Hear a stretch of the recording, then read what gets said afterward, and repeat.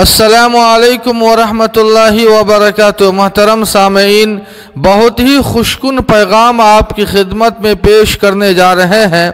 الحمدللہ آج بروز اتوار 14 ذی الحجہ 1442 ہجری مطابق 25 جولائی 2021 مسجد عبدالحی کمپلیکس ایگزیبیشن روڈ نزد گاندھی میدان پٹنہ میں نہایت عظیم الشان درس قرآن کی مجلس کا انعقاد ہوا، جس میں فخر العلماء والفقہاء فقیہ العصر بہار کے لال حضرت مولانا خالد سیف اللہ رحمانی قاسمی دامت برکاتہم نے قرآن پاک کی سورہ زخرف کی مکمل ایک رکوع اپنے مفسرانہ و فقیہانہ انداز میں تفسیر فرما کر ہم شرکائے مجلس کو فیضیاب فرمایا۔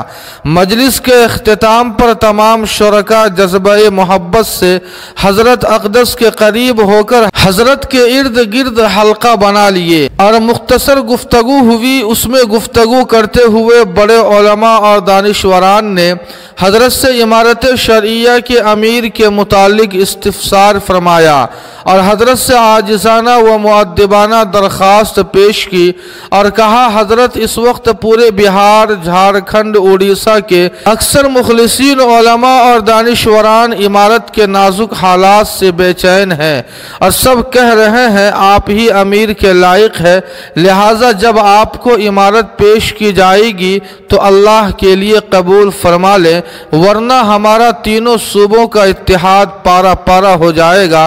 حضرت سب کی بات سننے کے بعد پہلے تو کچھ کہنے سے انکار فرمایا، پھر جب لوگوں نے اصرار کیا تو حضرت نے صاف لفظوں میں فرمایا، اگر اتفاق رائے سے مجھے امیر بنایا گیا تو میں انشاءاللہ قبول کر لوں گا۔ حضرت نے جیسے ہی یہ بات فرمائی، سب نے جذبہ محبت کے ساتھ اللہ کا شکر ادا کرتے ہوئے الحمدللہ کہا۔ پھر حضرت سے لوگوں نے امارت سے جو امیر کے انتخاب کے لیے نومینیشن اور چناوی شکل اختیار کی گئی ہے اس کے بارے میں پوچھا تو حضرت نے صاف لفظوں میں فرمایا، یہ تو خلاف شرع کام ہے۔ اس کے بعد وہاں موجود احباب نے یک زبان ہو کر حضرت کی بات کو دہراتے ہوئے کہا، نائب امیر شریعت نے امیر کے انتخاب کے لیے جو فیصلہ کیا ہے چناؤ کی شکل کا، یہ بالکل غلط اور خلاف شرع ہے، لہٰذا ہم اس فیصلے کو کسی بھی حال میں قبول نہیں کریں گے۔ ظاہر سی بات ہے امیر شریعت کا انتخاب شریعت کے آئینے میں ہونا ضروری ہے۔